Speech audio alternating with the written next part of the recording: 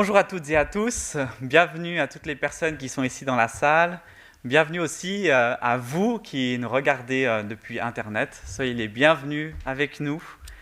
Ce matin, nous allons écouter, entendre ce que le Seigneur nous dit au travers de Marie-Claire qui va nous apporter le message.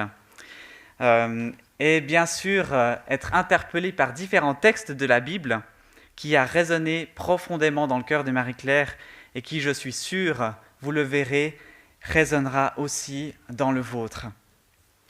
Je profite de ce petit moment pour remercier toutes les personnes qui prennent du temps pour nous apporter des enseignements et des exhortations.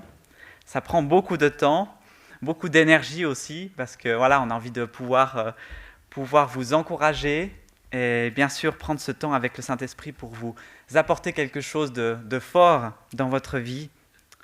Et semaine après semaine, c'est vrai qu'il y a ce désir que chacun soit nourri spirituellement afin de grandir dans la foi et la confiance en Dieu. Donc merci à toutes les personnes qui donnent leur temps pour ces enseignements, pour ces exhortations ici au culte, aussi dans les partages bibliques et autres. Et j'aimerais aussi remercier le Seigneur pour les dons qu'il a prêtés à notre Église. Merci d'avoir levé ces personnes pour permettre à notre Église de grandir dans la foi en Dieu.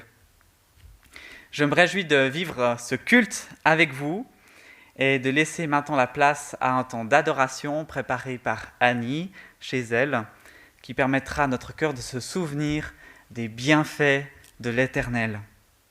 Et puis, après ce temps de louange, nous passerons directement au message de Marie-Claire. Alors, bon culte à toutes et à tous, et je vais simplement prier avant de laisser la place au temps d'adoration.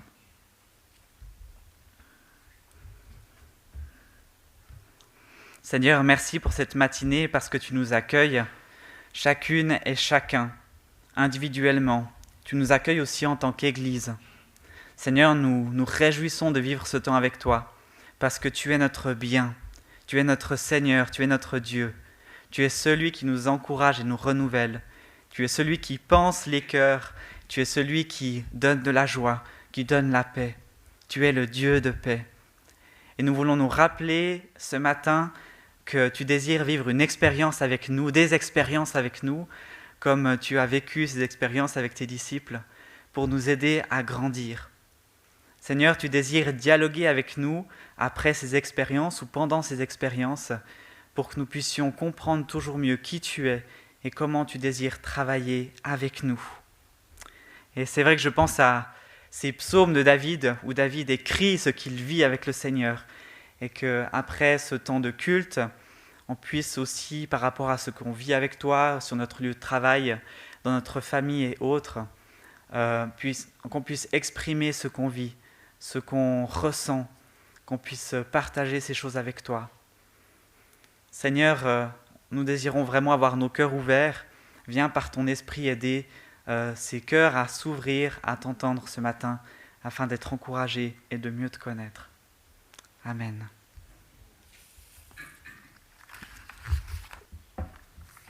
Bonjour à tous, j'espère que vous allez bien. Pour commencer cette louange, j'avais envie de vous lire quelques versets dans le psaume 147. Oui, il est bon de célébrer notre Dieu en musique, et qu'il est agréable de le louer ainsi qu'il en est digne.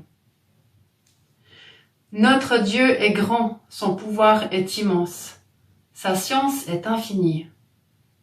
Chantez pour l'Éternel d'un cœur reconnaissant, célébrez notre Dieu au son de la cithare. L'Éternel prend plaisir en ceux qui le révèrent, en ceux qui comptent sur son amour.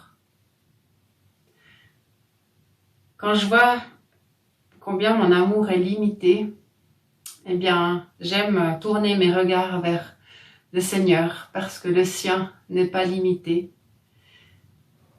On a besoin vraiment en ces temps de nous laisser remplir par son amour, jour après jour.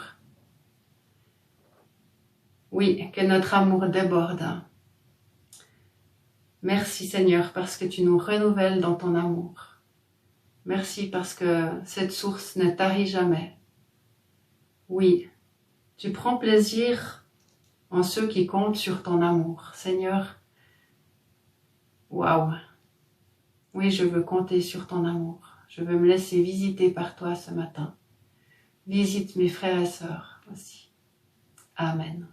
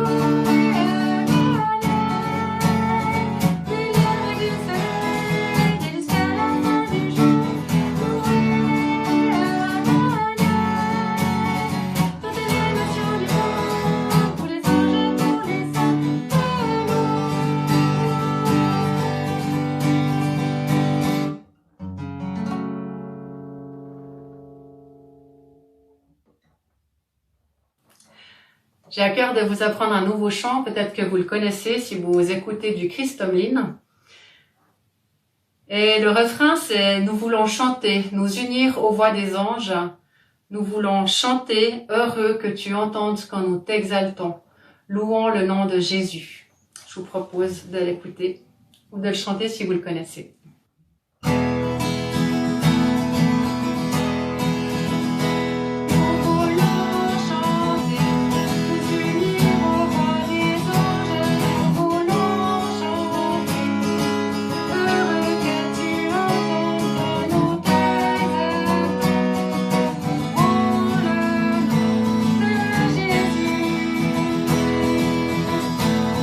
Encore une fois.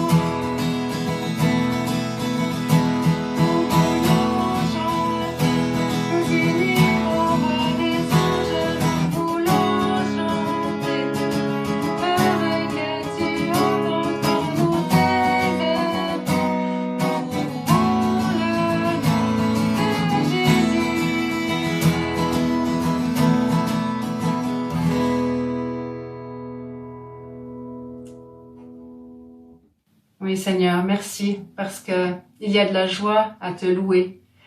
Il y a de la joie à t'apporter notre reconnaissance. Merci Seigneur parce que tu veux déverser ton amour dans nos vies. Oui. Mais voici comment Dieu nous montre l'amour qu'il a pour nous. Alors que nous étions encore pécheurs, le Christ est mort pour nous. J'aime beaucoup ce verset de Romains 5, versets 7 et 8. Et je vous propose de continuer cette louange en écoutant un chant de Paul Baloche. Cet amour qui peut libérer, cet amour qui peut restaurer, nous appelle par notre nom. Tu nous appelles par notre nom. Et puis encore un suivant qui dit « Je suis enfant de Dieu. Oui, tu m'as libéré, tu m'as racheté. Je suis enfant de Dieu, je suis à toi. » Merci Seigneur parce que tu viens rejoindre chacun.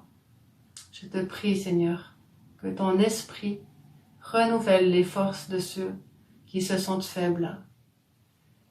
Que ta joie Seigneur inonde les cœurs de ceux qui ont besoin de retrouver cette joie. Oui Seigneur, par ta grâce, descends sur nous.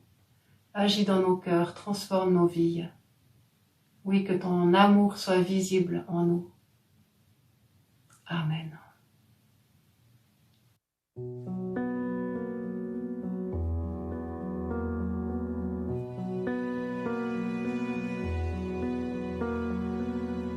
En toi les humbles sont bénis, en toi les faibles sont affermis, les cœurs brisés tu rétablis, donnant la vie. Cet amour qui peut libérer, cet amour qui peut restaurer, nous appelle par notre nom. Tu nous appelles par notre nom. C'est Dieu qui créa tout l'univers, c'est Dieu qui va mourir au calvaire, nous appelle par notre nom. Tu nous appelles par notre nom.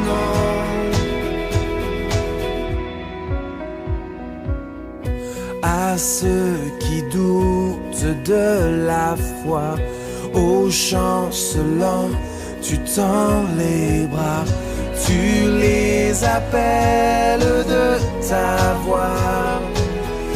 Venez à moi, cet amour qui peut libérer, cet amour qui peut restaurer, nous appelle par notre nom. Tu nous appelles par notre nom. C'est Dieu qui créa tout l'univers, c'est Dieu qui va mourir au calvaire, nous appelle par notre nom. Tu nous appelles par notre nom. Oh, oh, oh, oh, oh,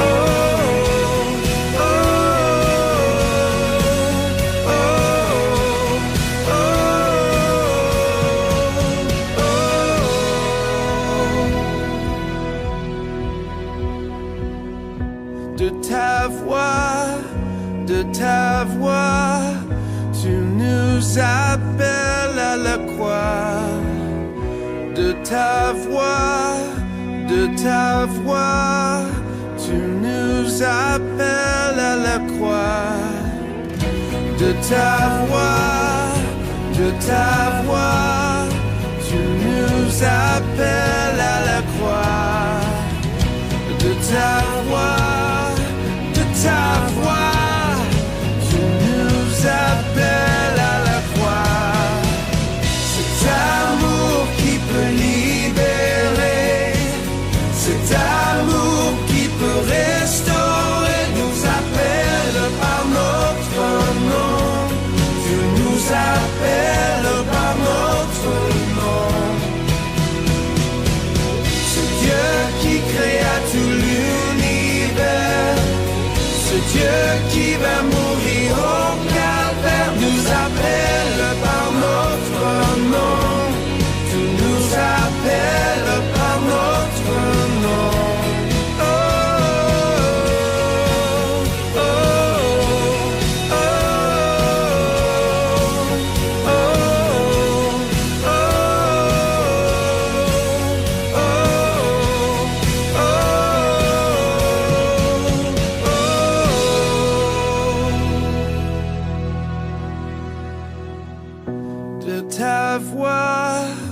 de ta voix, tu nous appelles à la croix.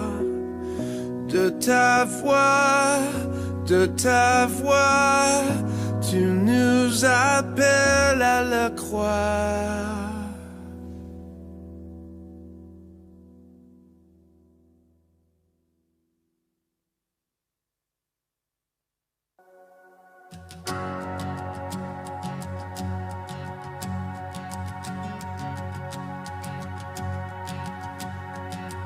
Qui suis-je pour que le roi des cieux m'ouvre ses bras? Perdu mais trouvé par sa grâce, son amour pour moi, son amour pour moi. Il m'a libéré, ma dette est payée, je suis enfant.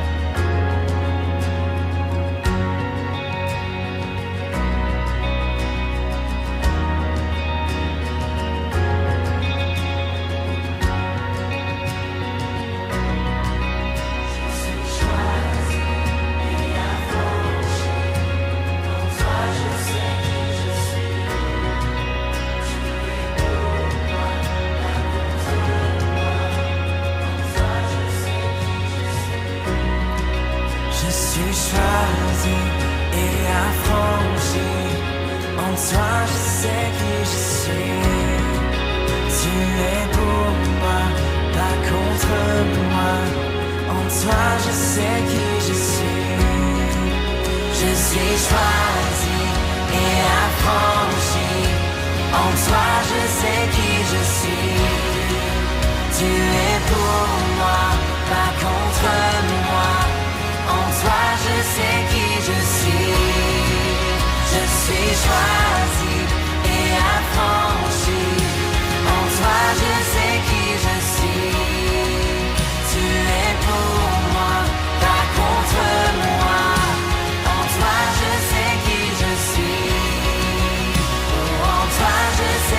je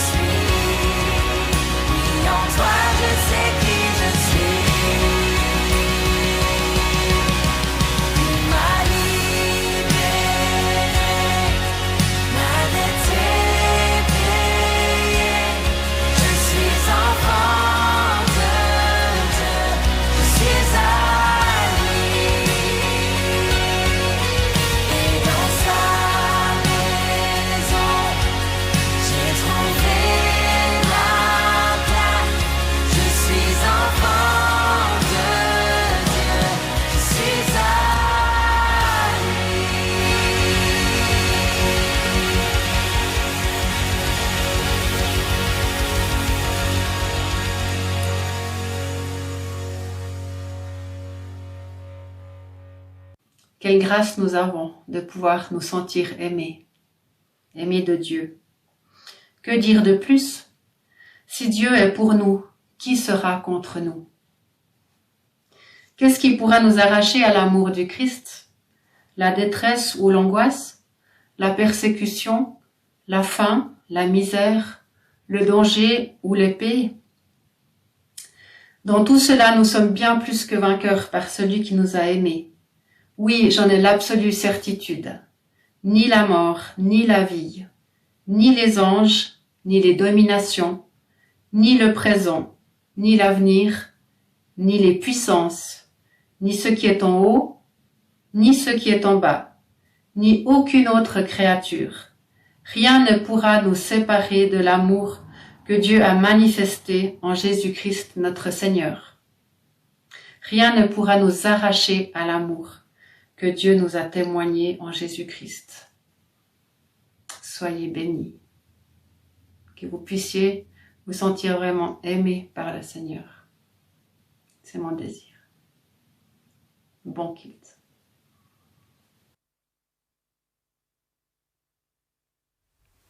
Bonjour à chacun, chacune. Alors ce matin, on va parler de tempête apaisée, de traversée.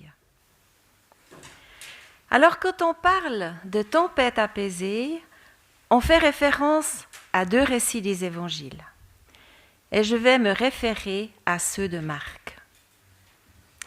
Le premier texte, en Marc 4, 35 à 40, que je vais résumer. Jésus dort dans la barque en perdition. C'est le soir, tempête sur le lac de Galilée, et la barque se remplit d'eau au point que les disciples pensent qu'ils vont périr.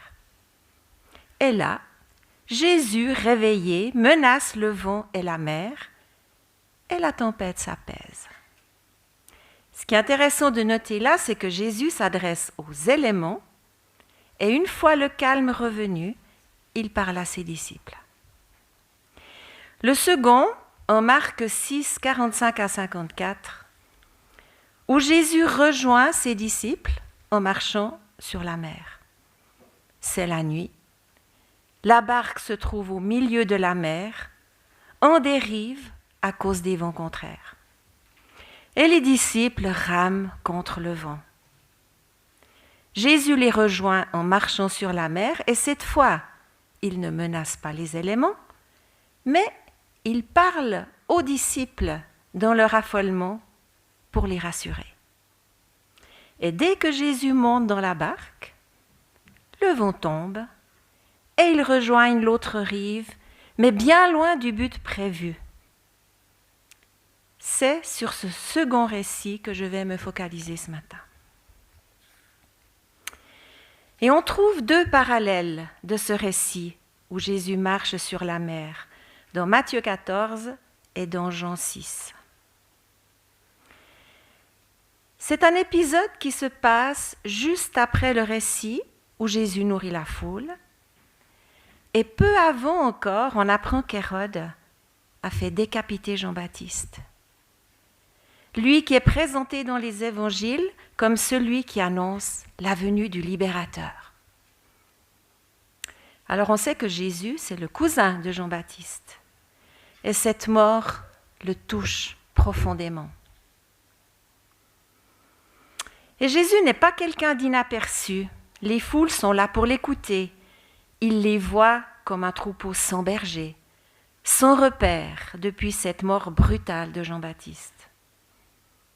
La foule vient alors à Jésus qui leur enseigne beaucoup de choses et avant de les renvoyer, nourrit 5000 personnes lors de ce passage de pain miraculeux. Et après ces temps forts, Jésus a besoin de prendre un temps de silence, de solitude. Et c'est alors qu'il envoie ses disciples dans une barque pour le précéder sur l'autre rive, pendant que lui se retire seul dans la montagne pour prier. Et à la fin de ce récit qu'on va lire ensemble, Jésus et ses disciples abordent finalement dans la région de Génézareth. Et puis là, immédiatement, les gens le reconnaissent et viennent à lui pour qu'il guérisse leurs malades. On lui en apporte de partout. Alors l'épisode de cette traversée apparaît un peu comme un entre-deux au milieu de situations de forte sollicitude, avant et après. Alors je vais lire ce texte dans Marc 6, 45 à 54 de la Tob. Aussitôt, Jésus obligea ses disciples à remonter dans la barque et à le précéder sur l'autre rive, vers Bethsaïda, pendant que lui-même renvoyait la foule. Après l'avoir congédié, il partit dans la montagne pour prier. Le soir venu, la barque était au milieu de la mer, et lui, seul à terre. Voyant qu'il se battait à ramer contre le vent qui leur était contraire, vers la fin de la nuit, il vient vers eux en marchant sur la mer, et il allait les dépasser. En le voyant marcher sur la mer, ils crurent que c'était un fantôme, et ils poussèrent des cris, car ils le virent tous, et ils furent affolés. Mais lui, aussitôt, leur parla, et il leur dit : « Confiance, c'est moi, n'ayez pas peur. » Il monta auprès d'eux dans la barque, et le vent tomba. Ils étaient extrêmement bouleversés. En effet, ils n'avaient rien compris à l'affaire des pains. Leur cœur était endurci. Après la traversée, ils touchèrent terre à Génézareth et ils abordèrent. Dès qu'ils eurent débarqué, les gens reconnurent Jésus. Et c'est là qu'on lui amène des malades.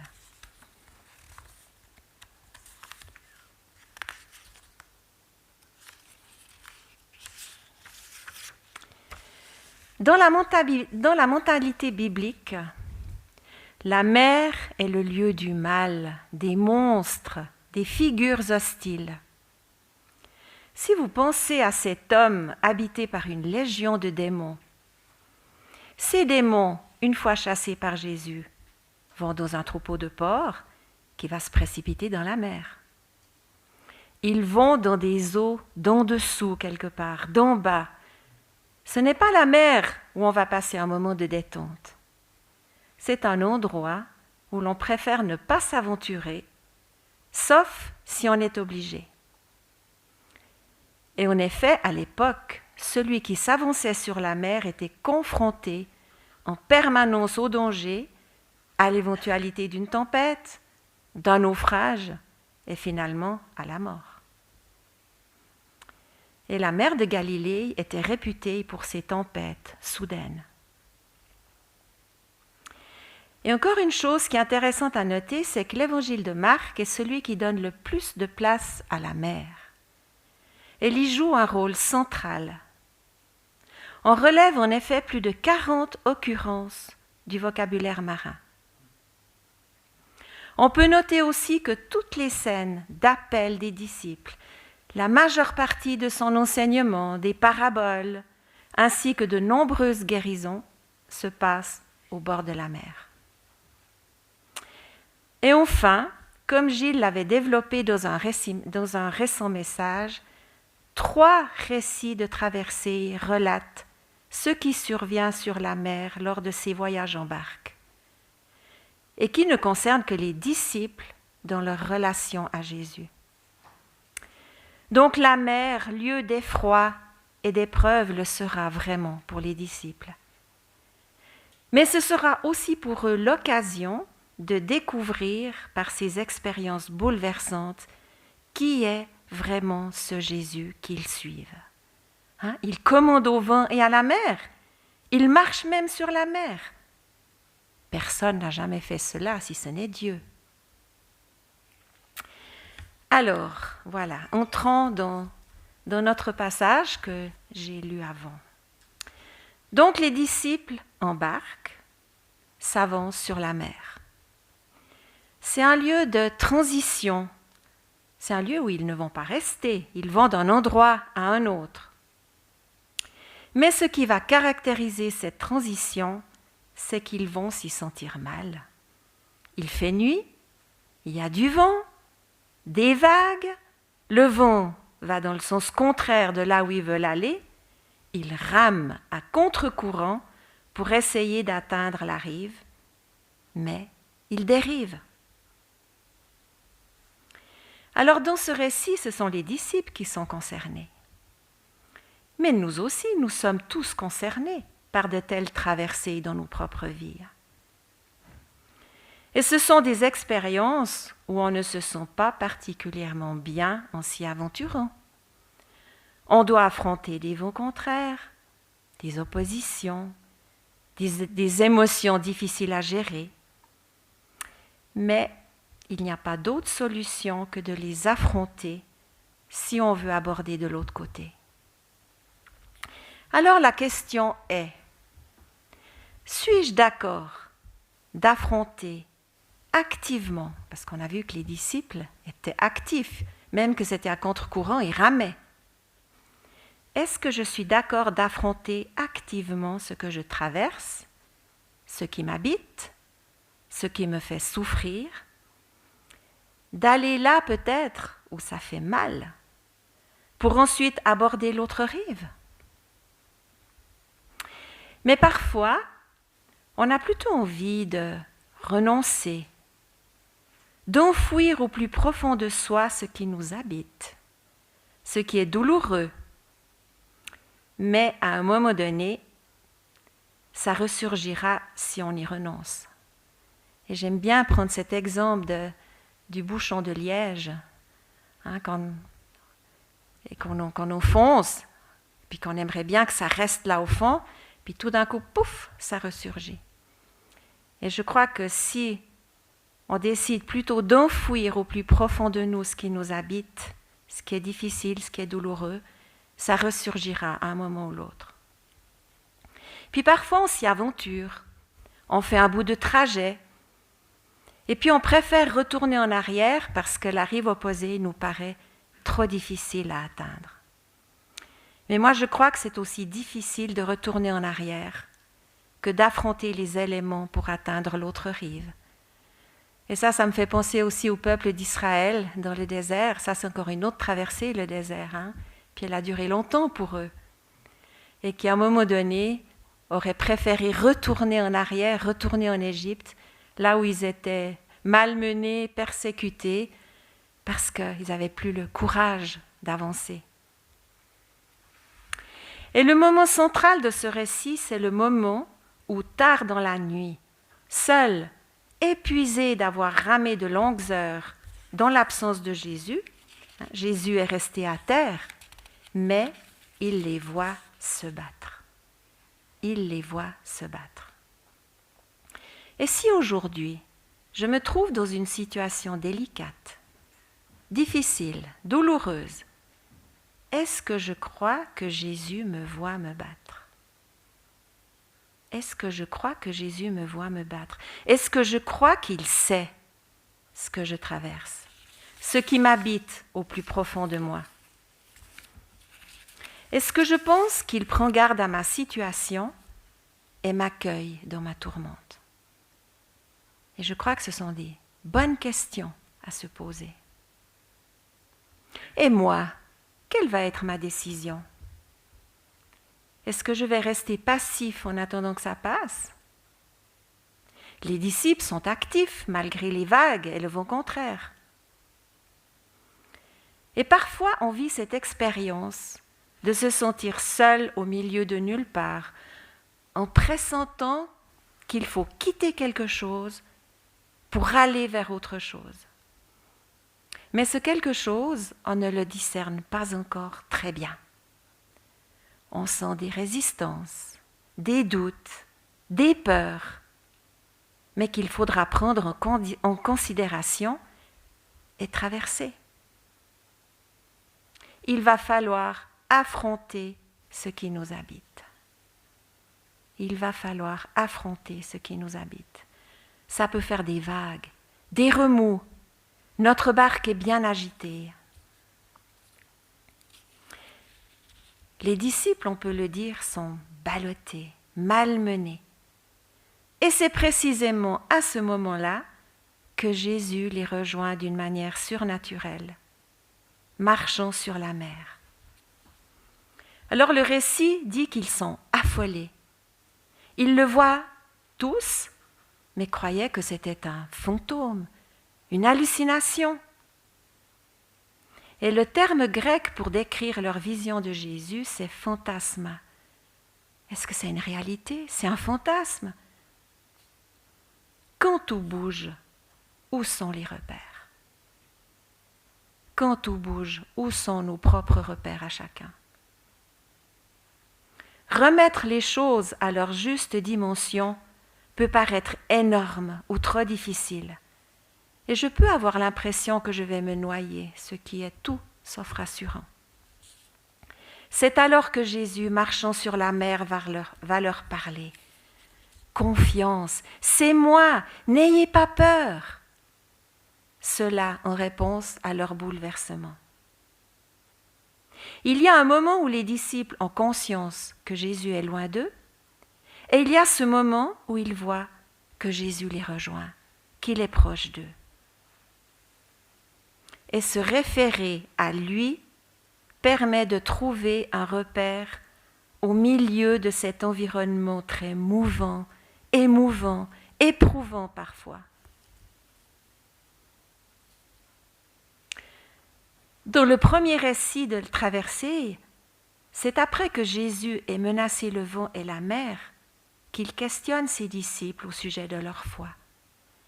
Ils ne devraient pas avoir peur puisque Jésus est avec eux. Mais ce qui est sûr, c'est qu'ils ont besoin, dans ces circonstances, d'entendre la voix rassurante de Jésus. Et dans le second récit, la voix de Jésus n'a pas suffi à les rassurer. Il faudra encore que Jésus les rejoigne, monte dans la barque pour que le vent tombe et que la mer se calme. On voit bien que ces récits nous confirment qu'il n'y a rien qui puisse nous séparer de l'amour de Dieu manifesté en Jésus, quel que soit notre parcours de vie, mais dès le moment où nous percevons sa présence et où nous entendons sa parole rassurante. Je le redis, je trouve que c'est tellement important. Il n'y a rien qui puisse nous séparer de l'amour de Dieu manifesté en Jésus, quel que soit notre parcours de vie. Et pour chacun, il est différent. Dès le moment où nous percevons sa présence et entendons sa parole rassurante. Ce même récit est repris par Matthieu au chapitre 14, et c'est intéressant de souligner que Matthieu était aussi présent dans la barque. Et Matthieu le complète par ce petit épisode que Marc ne mentionne pas.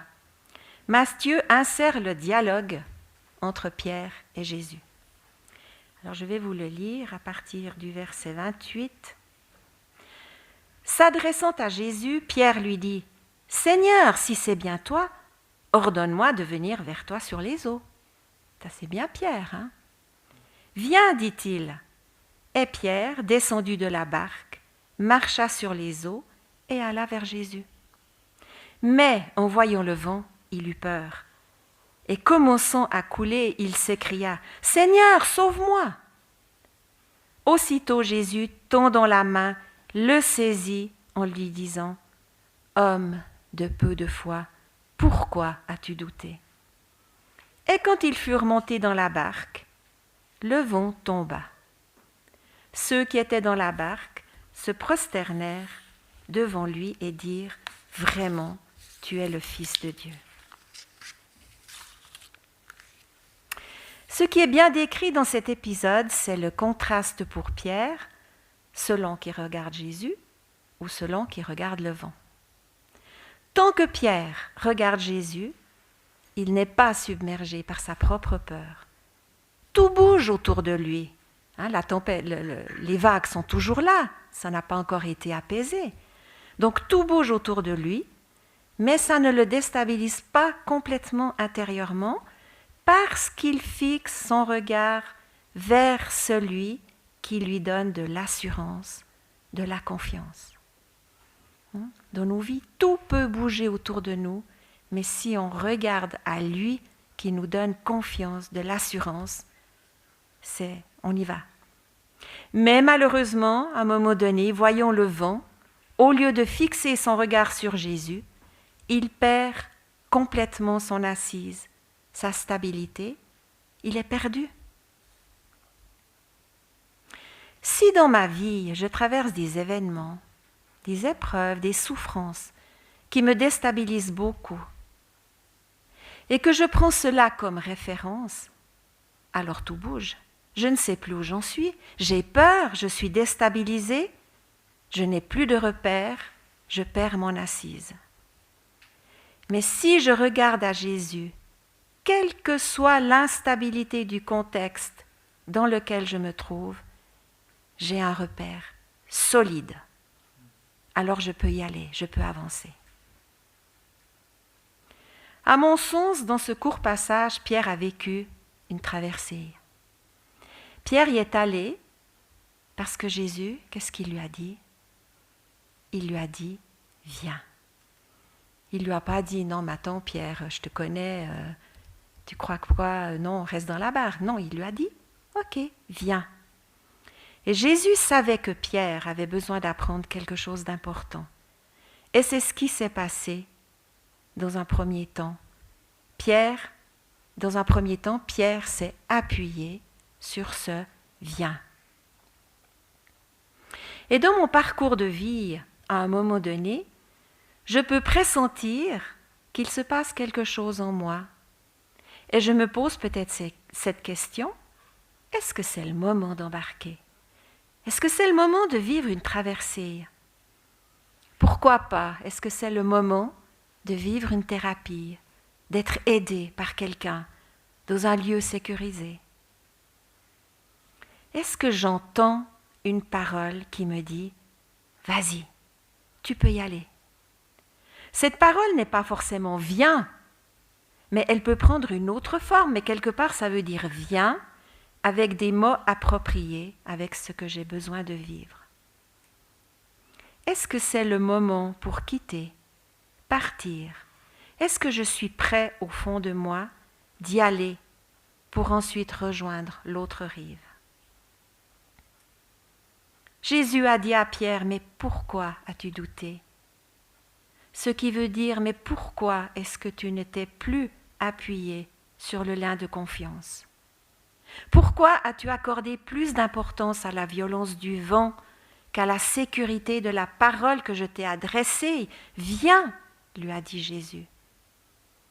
Pierre a perdu le repère que Jésus lui a donné. Et Jésus, qu'est-ce qu'il fait? Il le laisse couler? Il lui dit, débrouille-toi maintenant. Non, il lui tend la main, il le saisit par la main, parce que Pierre a crié, Seigneur, sauve-moi! Et ils montent ensemble dans la barque. Et c'est alors que le vent se calme. La barque, dans ces récits, est une manière de décrire ce lieu de sécurité au milieu de la tourmente. Dans le premier récit, quand Jésus dort dans la barque, c'est sa présence qui rassure. Il est là, même s'il dort, mais il était vital de le réveiller, car lui peut me sauver. Dans le second récit, Jésus marche sur la mer pour les rejoindre, et c'est au moment où il monte dans la barque que les éléments se calment. Alors, si moi, aujourd'hui, je décide de m'engager dans une traversée parce que j'ai compris que c'est le moment d'embarquer, tout en sachant que ça peut être difficile, déstabilisant, engageant, parce que j'ai ma part à faire, c'est sûr, mais alors je dois entendre au plus profond de moi ces paroles de Jésus. N'aie pas peur, courage, confiance, je suis là avec toi, tu n'y vas pas tout seul. Alors je peux envisager cette traversée d'une manière nouvelle avec un repère sûr qui me donne une stabilité intérieure et qui me permet aussi de relativiser l'importance des vagues, des vents contraires, parce qu'il y a quelque chose de stable, de solide, de durable dans cette présence de Christ en moi. Et le Seigneur me fera finalement aborder sur l'autre rive. Alors, je vais très brièvement vous partager pourquoi j'ai pris ces 2 traversées. Pour moi, c'est vraiment quelque chose que j'ai vécu, c'est du concret, c'est pas simplement de la théorie. Donc ces 2 traversées me parlent particulièrement, car ces dernières années, j'ai vécu successivement ces 2 étapes. Et dans un premier temps, mon passé me rattrapant dans des pulsions de mort, j'ai vécu une traversée très difficile émotionnellement, mais vitale pour retrouver un chemin de vie. Et c'est vrai que suivant les circonstances, ça peut être une traversée difficile, mais elle est toujours possible. Et pour moi, elle était vitale. Parce que lorsque vous êtes sur un chemin de mort depuis l'enfance, c'est quelque chose qui est imprimé en vous, qui vous impacte dans votre vie. Et ce qui est intéressant aussi, par rapport à ce premier texte où Jésus dormait dans la barque et les disciples pensaient qu'ils allaient mourir, qu'ils allaient faire naufrage, qu'ils allaient faire mourir. Moi, pendant très longtemps, dans mon parcours de vie, j'ai pensé aussi que Dieu m'avait abandonné, puisqu'il avait permis que tout ça se passe quelque part. S'il avait été là, j'aurais rien vécu de tout ça. Donc bien sûr, c'est très naïf comme réaction. Et plus tard, j'ai compris qu'il avait vraiment été là, parce que sinon, je ne serais plus là aujourd'hui. Et le second temps, j'ai fait un parcours de 2 ans dans des sessions Bethesda et je consolide les ressources nécessaires pour m'appuyer sur la présence et la parole de Jésus en moi lorsque je traverse d'autres épreuves de la vie, mais en étant beaucoup moins affectée par les éléments contraires. Et là, je vais juste vous donner 2 petits exemples sur cette importance dans notre parcours de vie, quelles que soient les circonstances, de s'appuyer sur une parole de vie que Jésus peut nous donner.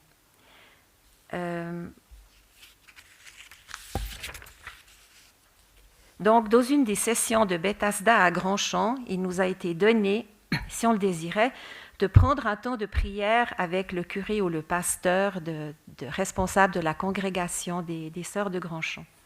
Et j'ai accepté de rencontrer le pasteur, donc c'était un temps court, moment où tous les 2, on est en face de l'un de l'autre, on se recueille un petit moment dans la présence de Dieu. Et lui, moi j'ai rien besoin de dire, et lui prie. Et à un moment donné, il m'a donné vraiment cette parole, sans savoir ce que je traversais. C'était cette parole, « Retourne à ton repos, mon âme, car l'Éternel t'a fait du bien. » Et c'était vraiment cette parole-là que j'avais besoin d'entendre à ce moment-là. Et le deuxième exemple, c'est suite au Covid, qui a quand même laissé un peu des traces chez moi au niveau de musculature, enfin différentes choses qui sont un peu difficiles à gérer des fois.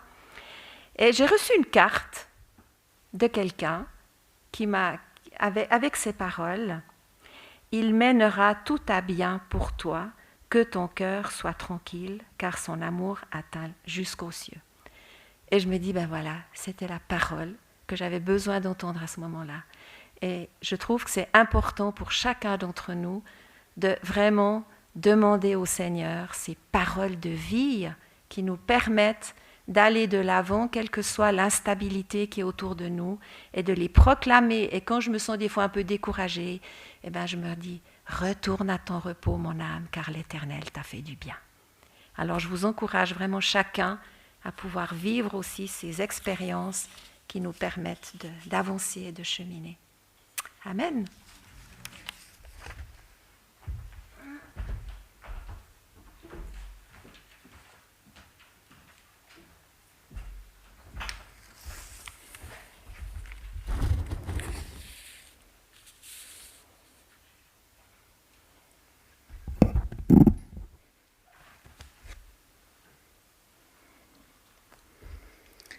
Je vous propose, merci beaucoup Marie-Claire pour ce que tu as apporté. Je vous propose de prendre 2 ou 3 minutes, on va prendre un temps de silence.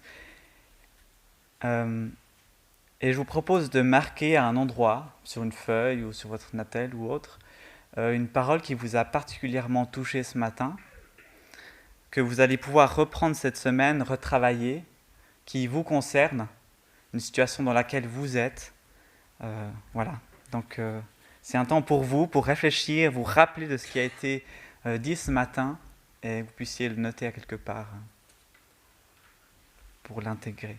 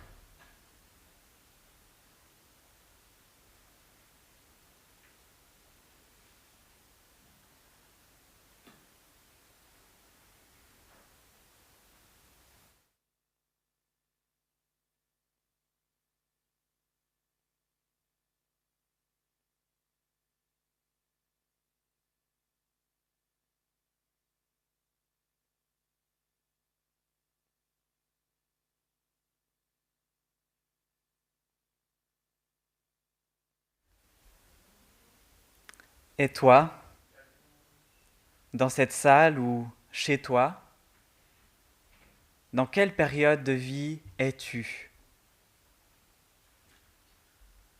Dans quelle période de vie es-tu ? Est-ce que le temps est beau et calme ? Tu es apaisé par la douceur des vagues et réchauffé par le soleil qui se reflète sur l'eau ? Est-ce que le temps est brumeux ? Tu ne sais pas où tu vas et dans quelle direction naviguer ? Tout est gris autour de toi, la chaleur et les couleurs ont disparu pour laisser la place au doute, aux questions ou à l'insécurité. Est-ce que le temps est tempétueux ? Les vagues sont hautes, tu as peur. Tu essayes de t'en sortir comme tu peux dans ce désordre et tu as besoin d'aide. Ou est-ce que tu as l'impression d'être au fond de l'eau ? Il n'y a plus d'espoir, tu te laisses emporter par le courant et tu es sans force. La vie nous fait passer par la plupart de ces situations. Et cela n'est pas réservé seulement à nous qui sommes chrétiens, mais à tout être humain. Nous sommes confrontés à des situations tantôt paisibles, tantôt agitées. L'Évangile ne dit pas qu'en Jésus, nous sommes débarrassés de toute souffrance sur cette terre. Toutefois, l'Évangile nous dit que lorsque Jésus fait partie de notre vie, il nous délivre de la solitude face à la tempête.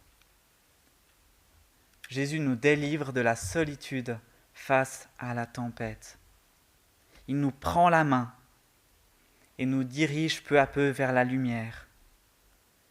Comme nous disait Marie-Claire, il nous aide à affronter ce qui est difficile pour aller sur l'autre rive. Et je vous assure, ce ne sont pas des paroles en l'air, mais c'est une réalité. Dieu agit. Dieu est proche de nous. Dieu nous veut du bien. Comme beaucoup de personnages dans le Nouveau Testament, nous sommes parfois remplis de questions, entourés d'incompréhension, parfois saisis par la peur ou la souffrance. Et Jésus, comme il s'est approché de ces personnages du Nouveau Testament et a tendu sa main vers eux, comme il a tendu sa main vers Pierre, il nous tend la main et nous dit « Viens ». Il nous dit « Viens, suis-moi ». Mes amis, ne nous laissons pas décourager par ce qu'il se passe autour de nous, mais regardons vers Jésus. Regardons vers celui qui nous donne l'espérance. Et Jésus nous donnera la force d'avancer. Je termine par lire ce psaume, au psaume 89, au verset 9 à 10.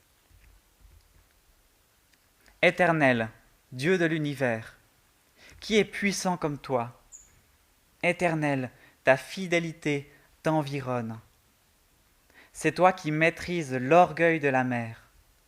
Quand ces vagues se soulèvent, c'est toi qui les calmes. Quand ces vagues se soulèvent, c'est toi qui les calmes.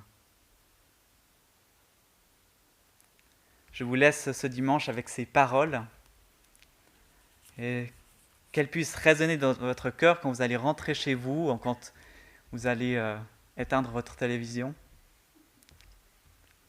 Que ces paroles puissent vraiment résonner en vous et vous puissiez reprendre ce que vous avez écrit sur votre feuille de papier ou autre pour avancer dans une direction, avancer vers l'autre rive si c'est nécessaire pour vous. Et je pense aussi que si vous avez des questions, si vous avez envie d'aller plus loin, vous pouvez contacter Marie-Claire, j'imagine, pour prier avec elle, pour essayer de parler de ce que vous ressentez, de ce que vous avez vécu ce matin. Vous pouvez aussi, bien sûr, m'appeler, me contacter, et on pourra prendre ce temps avec plaisir. Et voilà. Ces notes sont aussi disponibles, si jamais. Et puis, vous pouvez bien sûr regarder à nouveau la vidéo, la regarder, la re-regarder. J'aimerais remercier l'équipe technique sans qui nous ne pourrions pas faire le culte ce matin. Merci beaucoup. L'équipe est en formation. On a eu un moment de formation la semaine passée. Donc, c'est pas évident, mais en même temps passionnant. Donc, ça va. Et c'est vrai qu'on voit, en tout cas à la télévision, que c'est fluide. Les choses vont les unes après les autres. Mais il faut savoir qu'il faut une grande concentration et une grande maîtrise pour que tout se passe bien, donc merci beaucoup. Je vais terminer par prier, et puis je vous souhaiterai une belle semaine. Seigneur, je prie simplement que les paroles que nous avons entendues ce matin viennent se déposer sur notre cœur, entrer dans notre cœur et nos pensées, afin que nous ne puissions pas nous arrêter là, mais avancer, aller plus loin, être travaillés, renouvelés, encouragés par toi, Seigneur. En toi, nous voyons la lumière, nous pouvons marcher dans une direction et garder, même si nous ne voyons pas le bout, garder notre cœur cette espérance. Parce que tu nous l'as promis et que tu es fidèle avec nous, Seigneur. Que ton nom soit loué, adoré. Nous célébrons ton nom, Seigneur. Amen. Bon dimanche à chacune et chacun.